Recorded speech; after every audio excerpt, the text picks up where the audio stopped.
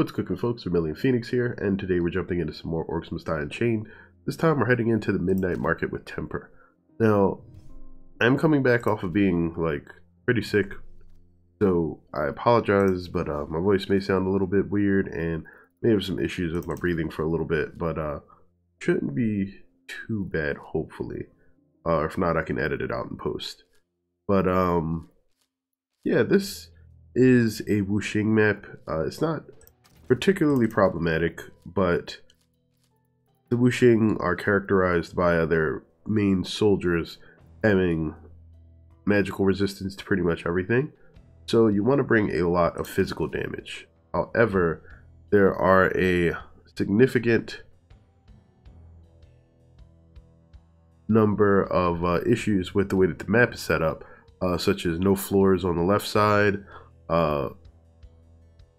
no ceiling space in the center, and then no walls on the majority of the right side. So depending on exactly which way you choose to route your enemies,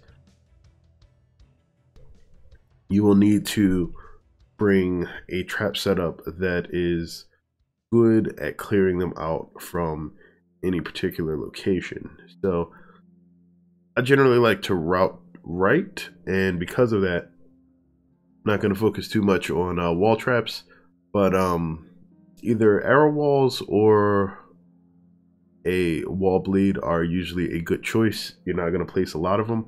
You'll be relying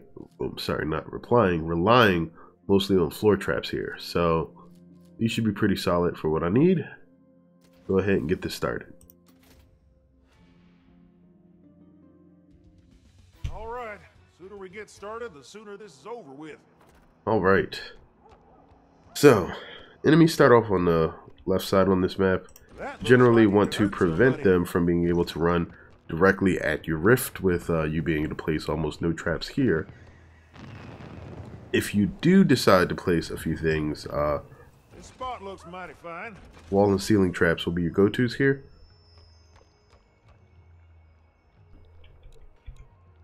So you can get a couple things up, let the trap do the killing, and just let the enemies sort of run through here for the first wave or two. The enemy has opened a minion portal.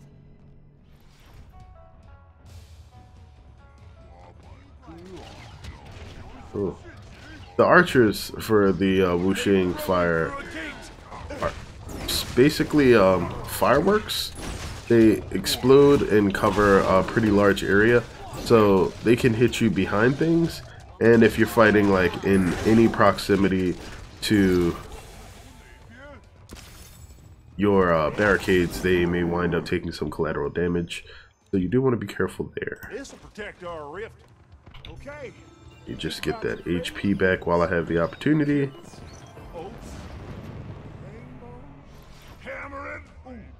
Maybe not that.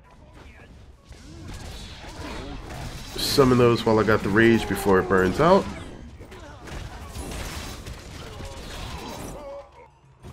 Alright. Oh, is that it? That was oh, maybe I'm bugged. Nope, there we go. I'm gonna say, maybe they did not expect me to smash them quite that hard. Like this here spot. Alright, so if you block that off, everybody immediately turns this direction when you begin. Can't everyone just be so you can basically no one gets hurt. Gotta do something to keep them out. cover this area with all of the spikes and basically whatever you like to your heart's content. Your main goal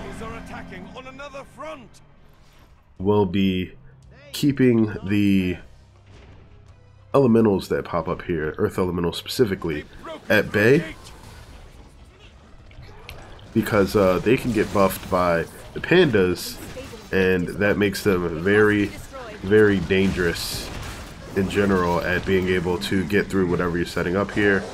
Don't really worry about fire dragons too much. They're not problematic because they can't cause damage to your rift, but you definitely want to make sure that the elementals get destroyed. Okay. Sure help me fight.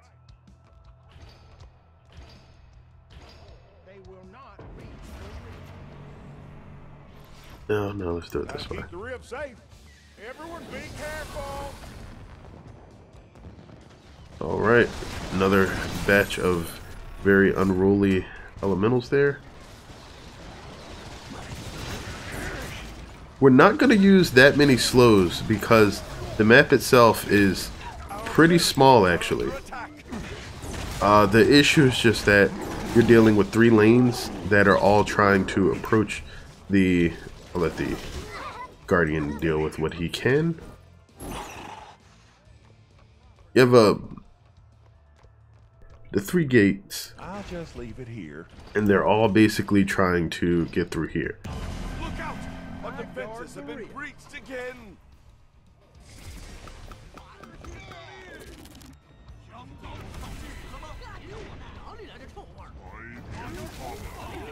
They've broken through a gate. And also because the main thing that you want to do is actually kill these guys. Spikes will actually do a very, very good job of that. There we go. They will not reach the rear. Stay happy, stay happy. Like this here spot.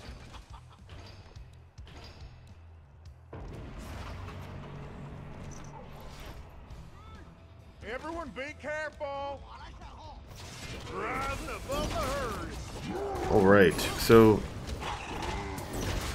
placing floor spikes directly in front of your Guardian should help with anybody that happens to attack it, especially if he gets swarmed by some water dragons. Didn't move far enough to actually get an explosion off there. If you keep an eye on your rage, you can actually use things like mana consuming gear and your hammer to deplete it before it explodes, and that should prevent you from really exploding prematurely. You gotta make sure you keep that under control. You can wind up in situations where your rage explodes and it actually becomes a bit problematic for you simply due to the fact that, oh no, alright. That's also another reason why you kind of want to have the spikes right behind here, because they'll help to catch any of the tiny fledgling earth elementals that get through. And I'm hoping that, yeah, we got there just in time. Hammered is actually really useful at making sure that you're able to safely destroy a lot of unstable rifts and enemies, just because it triples the impact damage that you get with the hammer. Just the enemies that are actually hit by the impact, not the explosion damage for everything that happens around it, because that would be like crazy strong. Granted, it's still strong because the initial impact from the hammer can do some amazing things.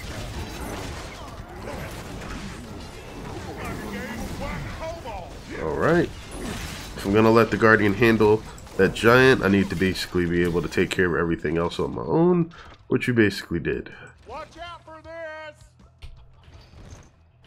Might as well do that while I can. I always like making trap parts. Not so much using them though. Alright. Since we're sitting on a ton of Gotta keep the rib safe. That looks like it could hurt somebody. sitting on a ton of stuff there, we're going to just This'll protect our rib. build back a little bit before we go in and start helping out with the earth elementals. Again, earth elementals are really your enemies here. Everybody else, the complex mix of enemies that you would see in most stages that tend to be an issue, these can basically be taken care of by very basic tools, just slows and dealing damage to them. So As long as you place your traps in time to get the damage dealt, you'll be fine. But you can't overestimate earth elementals. Of course, if you used flip traps right around here, you could fling them, but this is a very small area to try to set up any sort of physics, and because of that, of course they did. Of course they did. If trying to rely on too small, crap. All right, he got him. Good. Trying to rely on too small a size for physics traps to clear out enemies effectively is really dangerous. You want to make sure that you have a very solid, repeatable physics setup. So that is going to be a null breeder.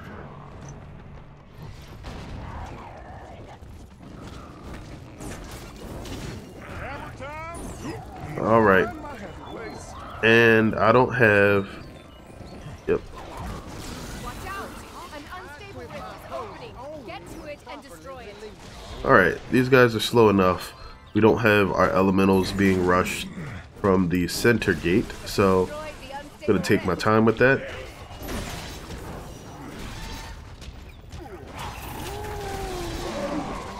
Nice bull rush. Unusually nice, actually. Alright, now we're at our last wave. Gonna take Happier Place. Something I can sure use. The boss minion has entered the battle. This is the final wave. Forgot where this boss is coming from. But we're just gonna toss a whole bunch of those up there. And if they happen to catch them, then we are A-okay. Go on the ceiling, buddy. Now, one of the genius combinations here was actually the use of Commander Tower with Terracotta Giants and Earthlings, because Earthlings really require you to pay attention to like the way that they break up and which ones you're killing at any given time. Commander Tower is just a large looming threat, but Terracotta Giants make both of those way harder than they actually would be on their own. In my opinion, Terracotta Giants are actually one of the most interesting enemies in the Wuxing army, just because of the ability that they bring to basically contain any sort of close range heroes and force you to focus on them whenever you get in range, because there's very little, if in most cases almost no way to get away from them without literally just killing them. But yeah, that's Temper in the Midnight Market. We'll be moving on to the Banquet Hall next, and while that's a pretty straightforward map, Temper's unique form of like localized AoE damage actually makes that a pretty solid map for him. You just have to be careful with making sure that you don't let any of the tiny guys leak through. But that's going to be it for now. Thanks as always for tuning in. I sincerely appreciate it. And until next time, as always, have a good one, folks.